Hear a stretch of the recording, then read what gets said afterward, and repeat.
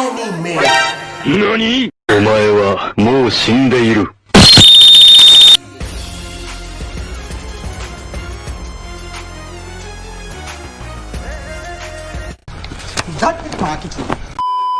तुम्हें पसंद है, मुझे पसंद है, हम सबको पसंद है. And I don't like anime. No one likes you, buddy.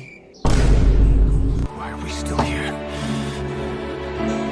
Just to suffer. एक तरफ तो लोगों को ये बहुत पसंद है, एंटरटेनमेंट से लेके सेल्फ प्लेजर तक सब कुछ इसी में ढूंढते हैं. और आखिर क्यों ना पसंद आए? जन्नत से लेके जहन्नुम तक हर चीज का स्वाद है इसमें.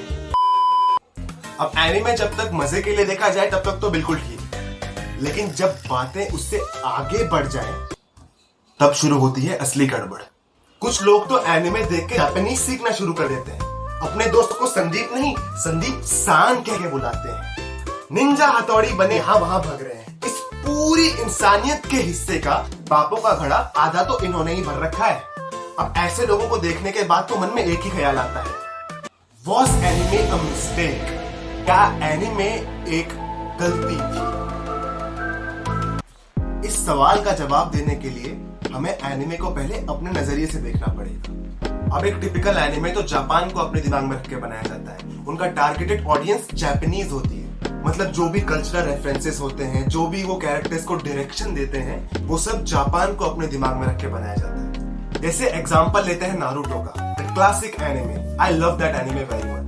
जैसे नारुतो तो एक निंजा है, वो हिडन लीफ विलेज में रहता है और बड़े होके उस विलेज का होकागे बनना चाहता है. तो सबसे पहले तो let's imagine Naruto living in India. पहली चीज, उसका नाम नारुतो नहीं, नरेंद्र है. वो हिडन लीफ विलेज में नहीं, हिमाचल के पत्ता गांव का निवासी है, जहां का सरपंच बनना उसका सपना है. गांव के सभी लोग नरेंद्र को बहुत नापसंद करते हैं because he is a little prankster. वो बहुत प्रैंक्स खेलता है. वो लोगों के घरों की बाहरी दीवारों पे ईंटों से स्टंप बना जाता है. अब नरेश का एक दोस्त है जिसका नाम है Salman. Salman is a cool, is too cool for the village. अब सलमान पत्ता छोड़ के मुंबई जाना चाहता है क्योंकि उसको किसी ने बताया है मुंबई जाने से उसके सभी सपने पूरे हो जाएंगे. फिर आती है शकुंतला. इसका कुछ मेन काम नहीं है, ये बस लोगों को ऐसे ही तंग करती रहती है. पानी और सपेरा नामक गुंडे बार बार पत्ता विलेज पे हमला करते रहते हैं क्योंकि उनके पास भी कुछ काम धंधा नहीं. अब स्टोरी धीरे धीरे प्रोग्रेस होगी. नरेंद्र गांव में अपने चाय की एक टपरी खोलेगी जहां शाम को गांव के सभी लोग सुट्टा फूकने आया करेंगे. लोग नरेंद्र को बहुत पसंद करने लगेंगे. एनिमे के एंड होते होते नरेंद्र उस गांव का सरपंच बन जाए. अब ये है एक हैप्पी एंडिंग. अब ये एनिमे एंटरटेनिंग तो बहुत होगा क्योंकि इसमें बहुत सारे सब प्लॉट्स बन सकते हैं. क्या सलमान कभी मुंबई गया? क्या उसके सभी सपने पूरे हुए? क्या शकुंतला का कैरेक्टर थोड़ा भी डेवलप हुआ? पानी और सपेरा का आखिर क्या हुआ? लेकिन इस एनिमे से आप अपने आप को रिलेट नहीं कर पाओगे. अब एक अच्छा एनिमे या स्टोरी इन जनरल ऐसी होती है जिसमें व्यूअर अपने आप को प्रोटैगनिस्ट की जगह रख के महसूस कर. जब कभी वो नहाने जाए, वो स्टोरी में मेन कैरेक्टर की जगह अपने आप को रख के मजे कर पाए. ये होती है एक अच्छी स्टोरी. तो एक काम करते हैं, आप और मैं एक ब्रांड न्यू एनिमे पे काम करते हैं. अब इस स्टोरी के मेन कैरेक्टर हो तुम. This anime starts with you being born. अब इस एनिमे में कुछ स्पेशल नहीं है. No magic, no talking animals, no special location. एक सिंपल सा एनिमे है तुम्हारी लाइफ के बेस्ड पर. तुम्हारे अर्ली चाइल्डहुड ईयर्स इस बात पे डिपेंड करेंगे कि तुम किस हाउस होल्ड में पैदा हुए. मे बी तुम्हारा चाइल्डहुड काफी इजी होगा क्योंकि तुम एक वेल्दी हाउस होल्ड में पैदा हुए, या फिर तुम्हारा चाइल्डहुड काफी मुश्किल हो. कोई बात नहीं है, ये चाइल्डहुड है, ये हो. May be growing up you didn't have a family, may be you lost a loved one, but या तुम्हारा चाइल्डहुड बीत जाएगा. अब अगर तुम लकी हुए तो तुम स्कूल जाओगे.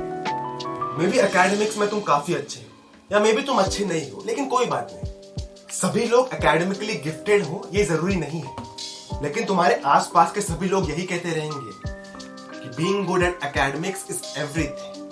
पढ़ोगे लिखोगे तभी तो बनोगे नवाब, खेलोगे कूदोगे तो बनोगे खराब.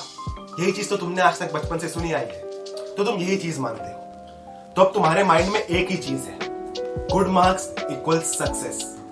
अब कैसे ना कैसे करके तुम 10th तक पहुंचते हो। वहां पे सब कहते हैं साइंस इज एवरीथिंग, बाकी सारे स्ट्रीम टट्टी है, which is a big lie by the way. अगर तुम अभी छोटे हो और तुम ये वीडियो देख रहे हो तो मैं तुम्हें पहले बता दूं, साइंस इज नॉट एवरीथिंग। बाकी फील्ड में भी काफी अच्छी चीजें हैं, लेकिन तुमने तो यही सुना है, science is everything.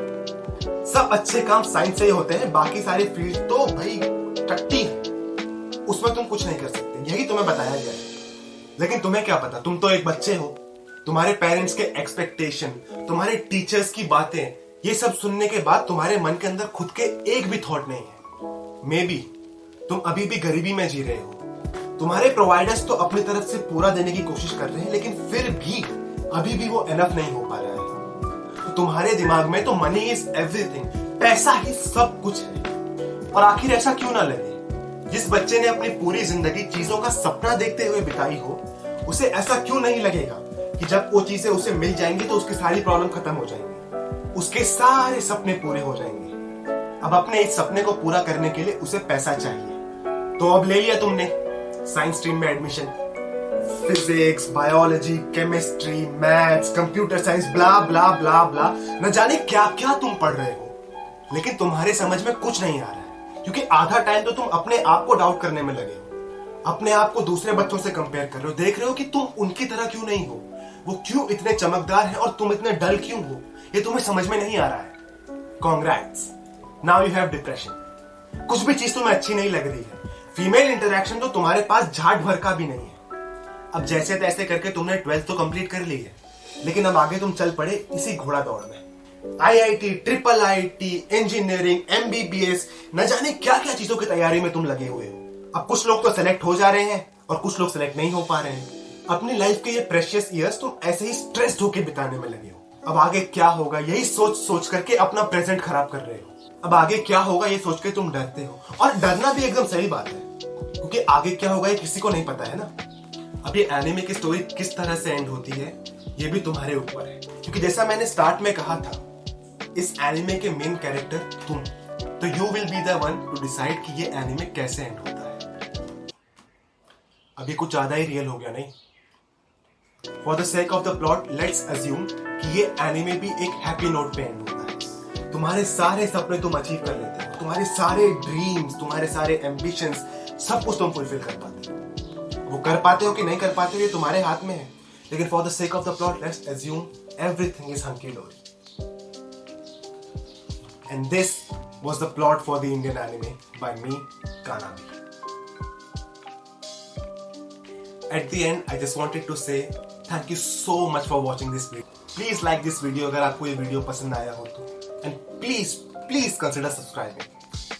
Thank you so much for watching.